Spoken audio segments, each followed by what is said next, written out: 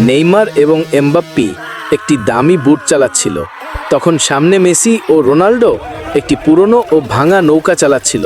তখন নেইমার ও এমবাপ্পি তাদের বোট আরও স্পিডে চালিয়ে মেসিদের নৌকাকে ডুবিয়ে দেয় ও নেইমার ও এমবাপ্পি হাসতে থাকে।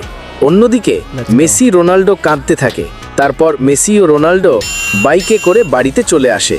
তারা গরিব থাকায় ব্যাংক লুট করার পরিকল্পনা করে ও তারা মাটি খুঁড়তে খুঁড়তে ব্যাংক পর্যন্ত একটি সুড়ঙ্গ তৈরি শুরু করলো।